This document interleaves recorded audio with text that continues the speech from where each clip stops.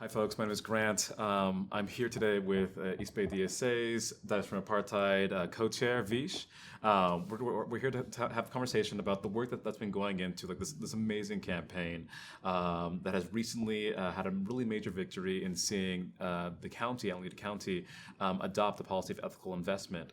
So we're just really going to get into like, the weeds of of the building of the campaign, what's brought us to this moment, in ways that all of us can kind of get engaged as to where we're at this current moment. Vish, do you have any words for our listeners and watchers? I'm just really excited to be here in conversation with you, Grant, and to talk about our work as the East Bay DSA, Divest from Apartheid Campaign, and hopefully inspire more divestment campaigns around the country and get you all who are local engaged with our work as well, too. Absolutely. Okay, let's get into it. Just so we can kind of get everyone kind of settled and get a sense for kind of where we're at.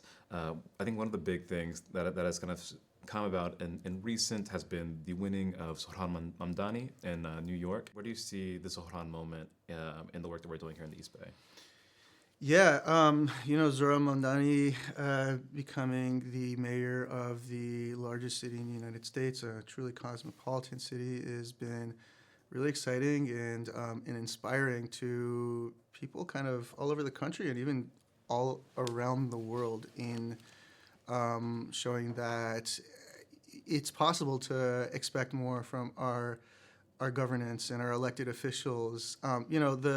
The policy proposals that he campaigned on, in my opinion, are not really truly revolutionary or anything. It's an acknowledgement that government really should be working for the people. So, I'm a parent, for example, and I can definitely appreciate how difficult it is to work while raising kids in a place like the Bay Area or, similarly in New York where childcare is so expensive. I can appreciate the fact that it's really difficult to get around in the Bay Area. It's really difficult for people. It's an unaffordable place just like New York City, and a lot of people have to commute into the Bay Area for work. And by imagining a public transit system that allows people to move around, get from where they live to where they're staying without being a financial burden to them is truly important, as is making housing truly affordable so people don't have to leave the Bay Area in the first place. So, the policy proposals and the idea that we're now expecting more from our elected officials in New York City, which will hopefully seep westward, which, by the way, it has already. There's I think a socialist who was elected to the mayorship of Seattle as well, too. I think what's truly exciting, aside from the policy proposals, is the fact that Zohran was able to excite and mobilize so many people. I mean, I think they say he had about 100,000 volunteers in the city that came to knock on doors, make telephone calls, and really propel his victory. And DSA, New York City DSA, was a huge part of that. And this is against the backdrop of millions of dollars being spent by some of the wealthiest, most powerful people in New York backing Andrew Cuomo. And it really shows that when you offer a vision that's exciting, you can galvanize people. I'm getting a little bit off track, but I always think back to Evo Morales, who used to live the Bolivian state, and he was a populist leftist leader.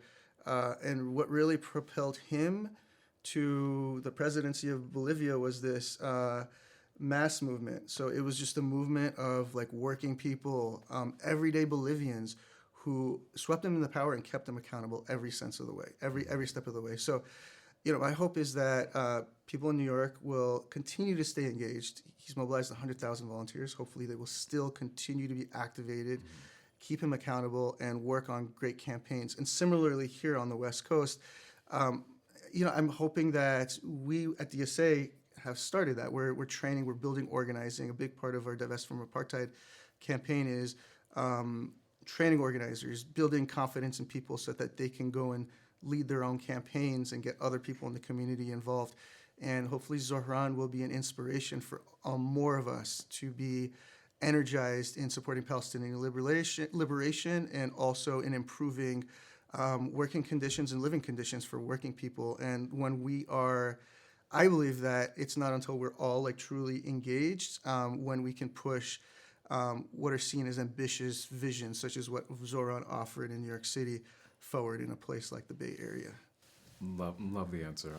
I especially like the emphasis that you placed there on the need for grassroots organizing, and that kind of being what kind of led us to this Zohran moment, and how even here in the Bay, kind of hoping to continue to galvanize and build and continue that momentum that working people, when they come together, when they organize, when they push, that that things that feel impossible suddenly become possible. So kind of wanted to bring it back to the East Bay. DFA.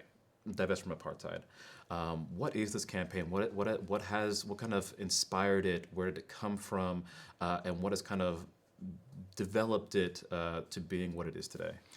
Yeah, sure. So DFA, as you said, stands for Divest from Apartheid, and the apartheid is the system of apartheid that the Israeli government has maintained over the people of Palestine for decades. Our goal with the Divest from Apartheid principally is to get our county government here in Alameda County, which is the seventh largest county in California with about 101.7 million residents here, to divest from companies that have or are enabling the human rights violations, the system of apartheid, the illegal occupation, the genocide against the Palestinian people. And also to establish a policy within its investment framework to prohibit any future investments in such companies that are basically getting a boondoggle from our tax dollars in order to profit off of human rights violations against the people of Palestine. And not just the people of Palestine. You know, we have an active genocide going on in Sudan. Which is being enabled by the United Arab Emirates and, you know, their greatest allies, the United States of America and Israel. And we don't want to be supporting that as well either. We don't want to be supporting human rights violations against our immigrant communities in the Bay Area in the United States. And we have plenty of companies that are profiting off of contracts with the Department of Homeland Security, some of which are complicit in some of these other human rights violations. Take Palantir, for example. Palantir actively enables the surveillance of immigrants over here while enabling the human rights violations against the people of Palestine. And I don't want my money going towards a company like that, and I don't know anybody who does. Hence why the work that's being done to really kind of emphasize that that financial component, that actively every time we go out to buy something, every time that we pay our taxes, that's money that's getting funneled to the extermination of people abroad. Kind of following on that, I think a big component of DFA has been the BDS movement. BDS standing for Boycott, Divestment, and Sanctions. How has that kind of been maybe a building block for the DFA campaign? You know, DFA was built on a commitment to enacting, as you said, the D part, the divestment part of BDS. So BDS, as you said, stands for Boycott, Divestment, and Sanctions. The BDS movement was, I believe, launched in the early 2000s by Palestinians. It's a Palestinian-led nonviolent movement to exert economic pressure on the Zionist entity of Israel to bring it into compliance with international law and to respect the rights of Palestinians. So, for example, the occupation of Palestinians since 1967, at the very least, I would say since 1948, is illegal under international law. And the use of the boycotts, divestments, and sanctions is a way to push that forward. So the BDS movement itself takes inspiration from a very similar BDS movement that took place in the 80s in support of people who were fighting against apartheid in South Africa. That's directly where it took inspiration from. And so kind of just breaking down the BDS really quickly, the boycott envisions civil society enacting consumer boycotts, cultural boycotts against Israeli institutions or institutions that are enabling Israeli genocide and apartheid. The Oakland Roots, which is our local soccer team, it's very community oriented. Their sponsor was Puma. And at the time, Puma was the official sponsor of many Israeli football teams. So there was a sustained community boycott campaign to get a pressure campaign kind of. The boycott was geared towards Puma itself, but there was a pressure campaign on the Oakland Roots to drop Puma as a sponsor. So eventually, the Oakland Roots did drop Puma as a sponsor based on all this pressure from the community. And I think maybe a year or two ago, Puma itself, under the weight of actions such as that, and then additional consumer boycotts from around the world, officially ended its affiliation with the Israeli Football Association, which is a really big win for the BDS movement and the cause of Palestinian liberation. Okay, and then so moving to divestment. So there's a logical order to BDS. There's a reason the B is before the D. So the idea is that when consumer boycotts, cultural boycotts, academic boycotts are not effective after a long period of time, a long period of engagement, we decide, okay, boycotts aren't working, so we move to the next part, divestment. Okay, so a lot of these companies issue stocks, they issue bonds. That's how they get capital for their operations. And through divestment campaigns, we are pressuring institutions that hold these stocks and bonds to get rid of them, divest them. And the idea is that will have a financial impact on these companies, which, as we know, capitalism, companies want to maximize profit. And so once their profit starts being affected or anything affects their bottom line, the idea is then they will come into alignment with international law. So locally, in the DFA campaign, we were successful. And I should be clear, Divestment of Apartheid in collaboration with many, many, many community organizations, unions, and labor groups, and faith groups. We're successful in pressuring our Alameda County treasurer to divest $32 million in Caterpillar bonds. So Caterpillar, the Caterpillar Corporation, which kind of sadly and ironically got started right here in Alameda County in San Leandro decades and decades ago, has for decades been receiving money from the U.S. government to ship its bulldozers to Israel, where they're retrofit, they're armored, they're provided defense systems, and what they do is essentially demolish the homes of Palestinian people. They displace people, and they're often used as weapons as well, too. So, when you see kind of tanks rolling into Rafah, usually the bulldozers comes first. The bulldozers come, destroy infrastructure. They're often seen hurling boulders at. You could see this all online on YouTube, hurling bulldozers at unarmed civilians. And one thing that came to light during Israel's war on the people of Palestine for the past several years is that these bulldozers oftentimes run over and flatten. They kill. They kill Palestinian civilians, right? So they truly are weapons. And the first success of our community in this work has been to, and it's pretty significant, get our treasurer to divest all $32 million in the Caterpillar bonds, with an implicit commitment to never again invest in a company like Caterpillar again. And so now the next step of the campaign is to get our investment policy amended so that we will no longer be able, there will be no discretion to invest in a company like Caterpillar or a Lockheed Martin or a Palantir, just these awful companies that just leech off of our public funds and the funds of our religious organizations and other types of institutions and just bring nothing but death and misery around the globe and just line the pockets of some of the worst, corporate executives around. Thank you, Veesh, for like the very in-depth breakdown of like what BDS movement has been, and especially kind of getting into what the divestment portion has been, and kind of how that has already kind of been a process that has been successful in seeing companies divest from companies that have been divested from pull away from the Israeli apartheid machine.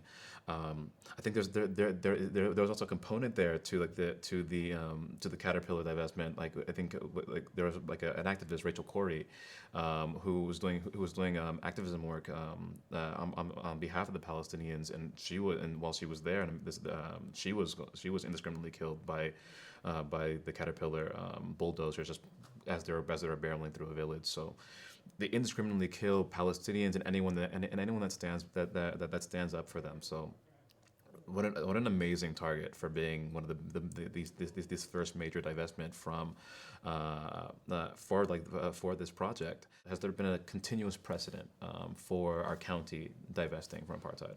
Yeah, that's a great question. There definitely is, and so even taking a step away from like BDS itself, Oakland, California, Alameda County is the home to the Black Panther Party for Self-Defense. In the Bay Area more generally, there was a move to introduce ethnic studies.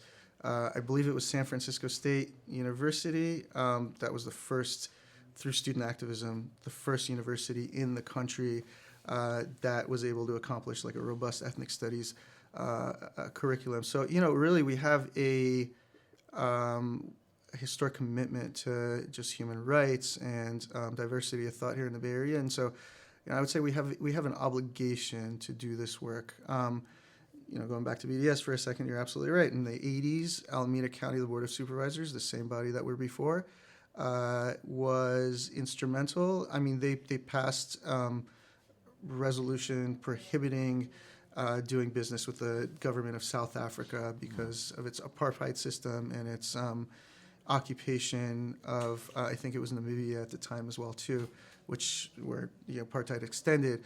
And even aside from stepping further away from Alameda County, like cities within Alameda County, throughout the Bay Area, were unified. The Port Authority of the city of Oakland as well too. They all passed resolutions and eventually came around at the heel of pressure from the community, activists, the work that organizers were doing, and they said no to apartheid in Africa. 10 years later, the Alameda County Board of Supervisors also passed a prohibition on doing business with the government of Burma because of the atrocities that it was facilitating back then. And to this day, actually, if you look at the Alameda County Administrative Code, there is still an ordinance from the 90s in there that prohibits doing business with the government of Burma. So there is a lot of precedent for boycott, divestment, and sanctions work. And we're playing off of that. Actually, I want to go back to, you mentioned Rachel Corrie. I'm really glad that you brought that up. Rachel Corrie's story was actually a big inspiration for this campaign. Like you said, Rachel Corrie was a U.S. citizen. She was a union member. She was the member of SEIU. And in the early 2000s, she was actually trying to prevent one of these home demolitions at the hands of the Israeli occupation forces and a Caterpillar bulldozer. And the Caterpillar bulldozer ended up running her over and murdering her. So at the very beginning of this campaign, what we did see is there was an outpouring of solidarity from SEIU members locally and kind of around the globe that were also standing up for Palestine, commemorating the life of Rachel Corrie. And, we kind of realized that at that time, our county was invested in Caterpillar. And a lot of what we did was in partnership with SEIU activists and other community organizations.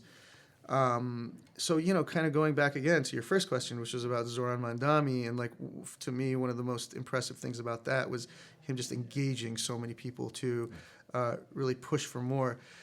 what we see here in the Bay Area, which a lot of it undoubtedly runs from the history of kind of like activism and pushing for civil liberties and human rights abroad, is the fact that through our campaign, we were able to find so many partners, individual residents, activists, organizations.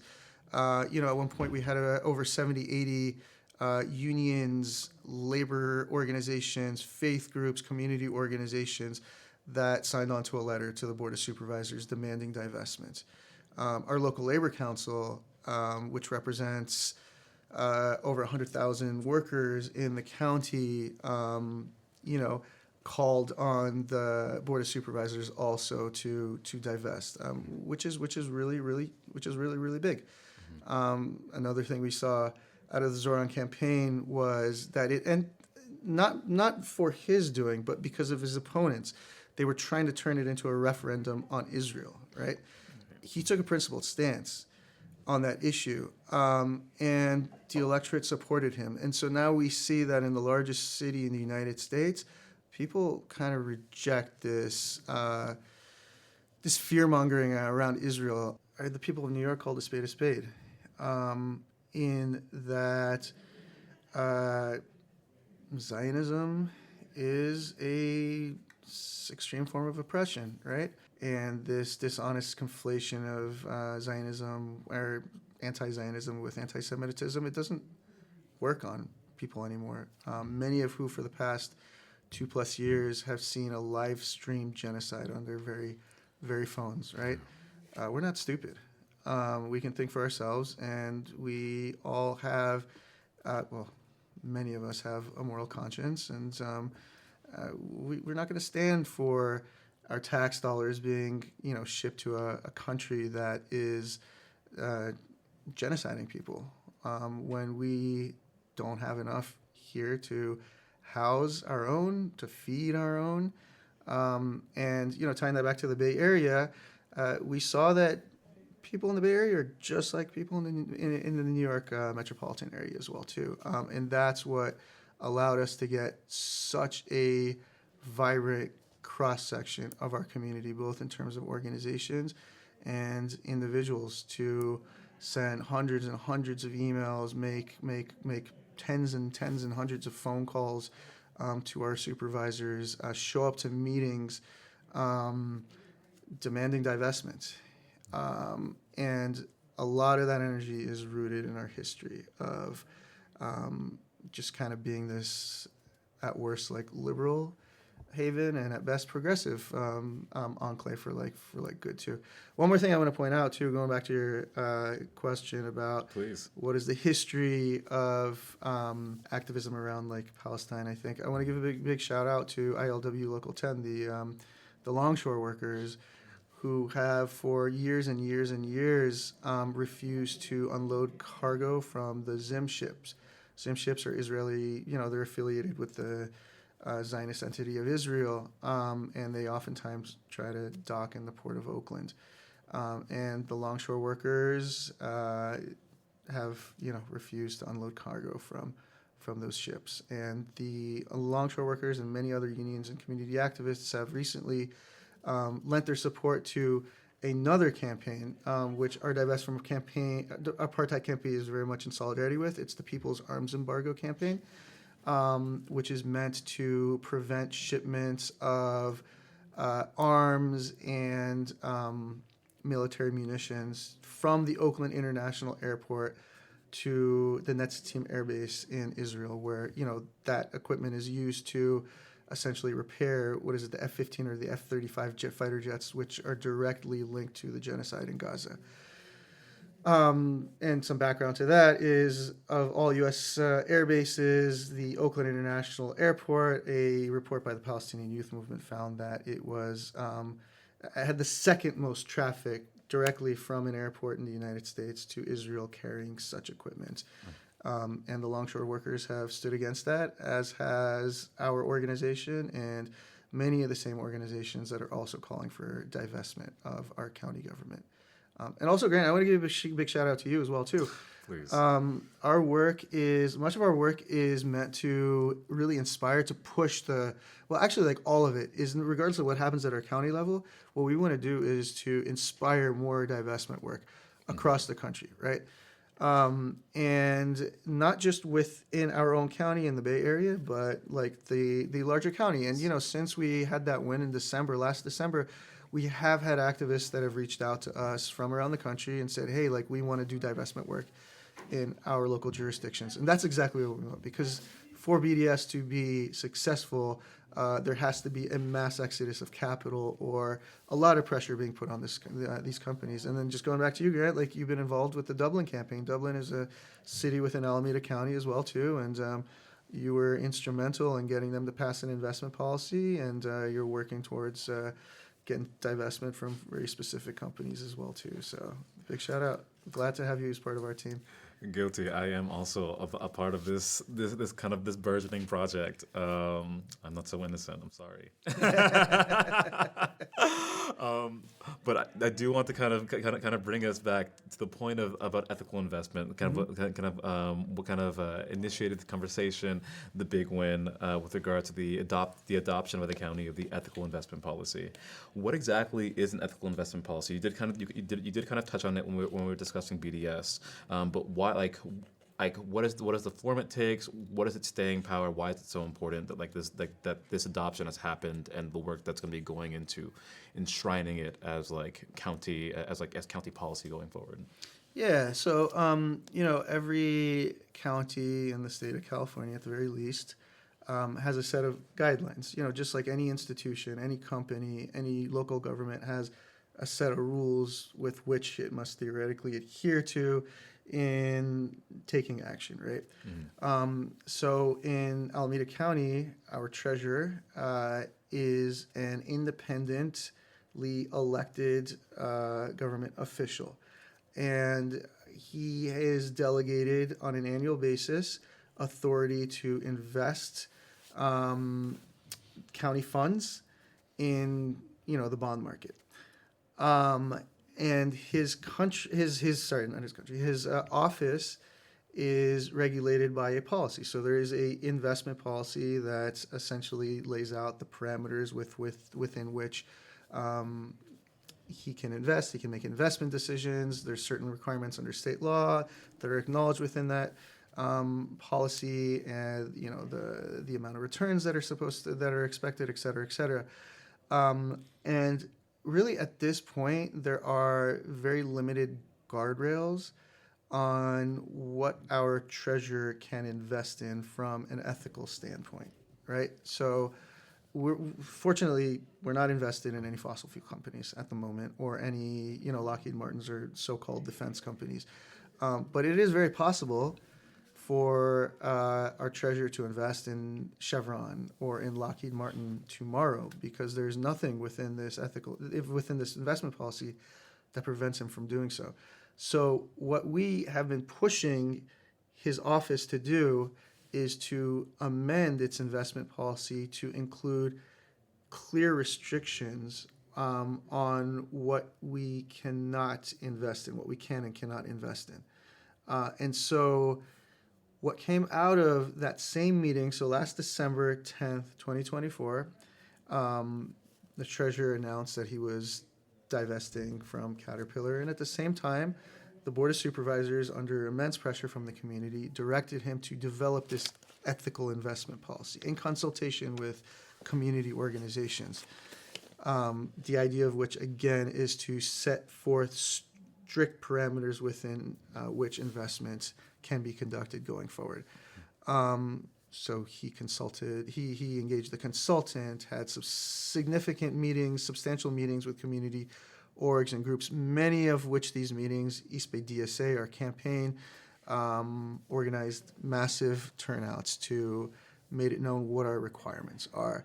And at the end of the process, we have this 2-page document, which encourages investment decisions to be made in line with county values, which prioritize things such as, housing people, et cetera, and discourages investments in certain industries, such as the fossil fuel industry, the so-called defense industry, et cetera, and has an absolute prohibition on investing in companies that directly, knowingly, and consistently facilitate the violation of international law, of human rights under international law and the UN guiding principles of business practices.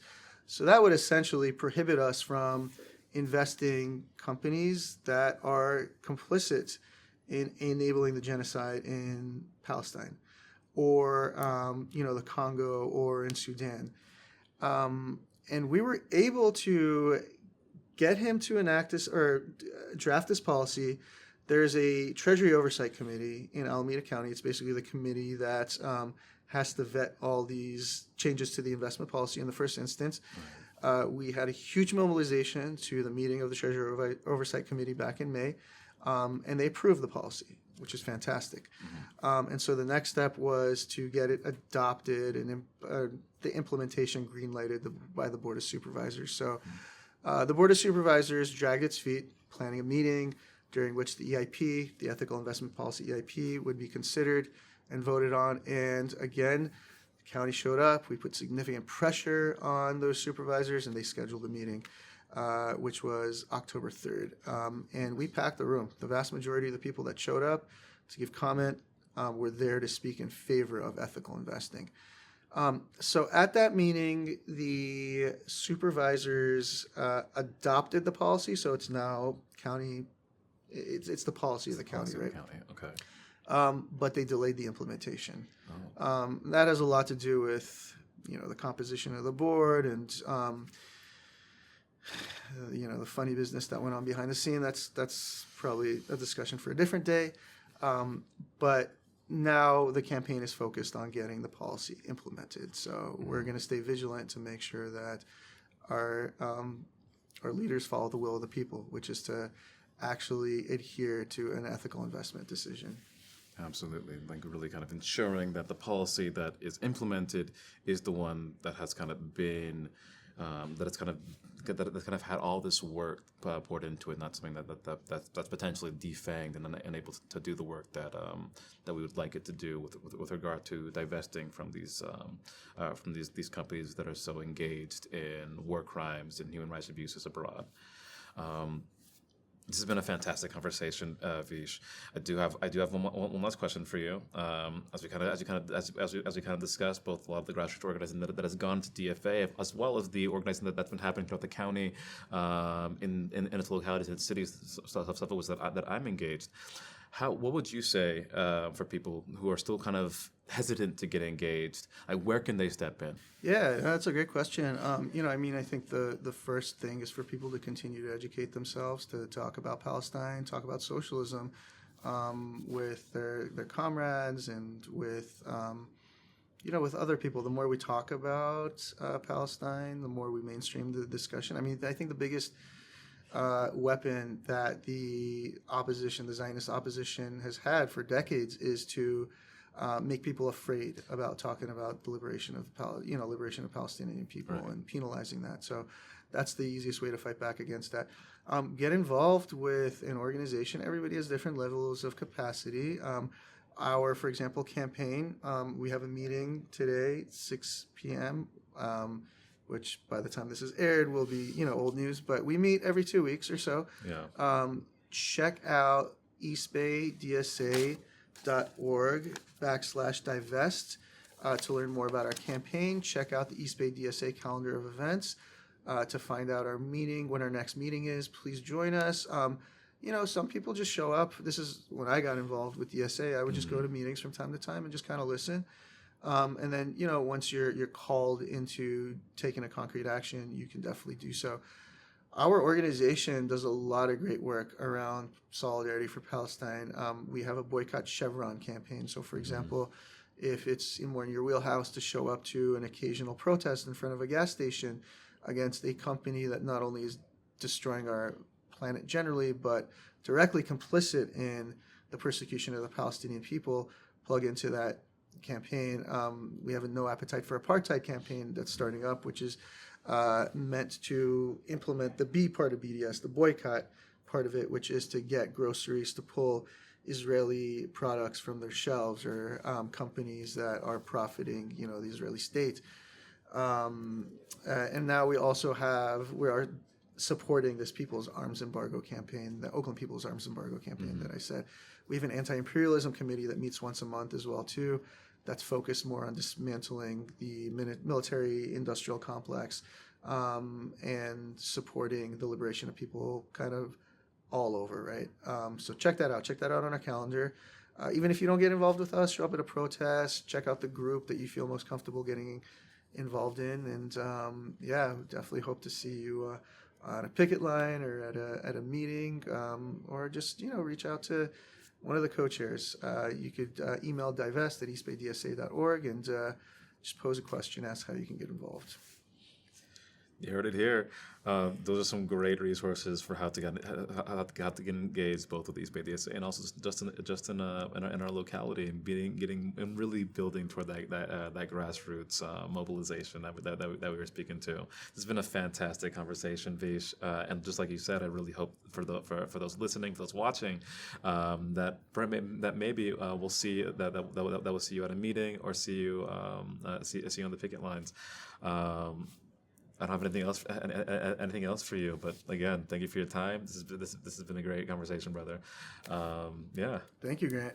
One more thing, actually, before I forget, tying it back to the excellent question about Zohran and how that was a referendum on Zionism. Here in California, next November 2026, we will hopefully see on the ballot an initiative that was actually the brain behind it was a professor here at UC Berkeley, right? Locally. Mm-hmm. It's going to be a referendum on the boycott, divestment, and sanctions movement. And the goal of the initiative is to enact in state law the right of people within our states and our counties to engage in BDS. So BDS is being criminalized. This nonviolent resistant movement that's been used for decades and decades in terms of boycotting apartheid South Africa, or the agricultural workers, the United Farm Workers. There was a consumer boycott here against these big growers that were treating them with indignity. BDS is being criminalized throughout the United States because it's effective. Mm-hmm. And we have a referendum. We have an initiative coming up next November, hopefully, where we will hopefully, if everybody gets involved to make it a reality, tell the world, and this will be national, international news if it passes, that we stand with the Palestinians and we support the right to boycott an oppressive government. I'm really excited about that, and I'm really hoping that we as a chapter can mobilize around that, and California in general will as well too. Right. So thanks, Grant. Really appreciate your time. Of course, it's always good to see you. Likewise. You can find out more about our campaign, Divest from Apartheid, at eastbaydsa.org/divest. Please check out our East Bay DSA calendar of events to see when our next meeting is. We Divest from Apartheid meet every 2 weeks, generally on a Sunday morning. We have other amazing campaigns, other committees as well too. All their meeting dates and times are listed on that calendar of events. And generally, they meet in hybrid function, so hybrid format. So if you can't join us in person at this amazing office, hopefully you've seen a little of it behind us, you can join us on Zoom.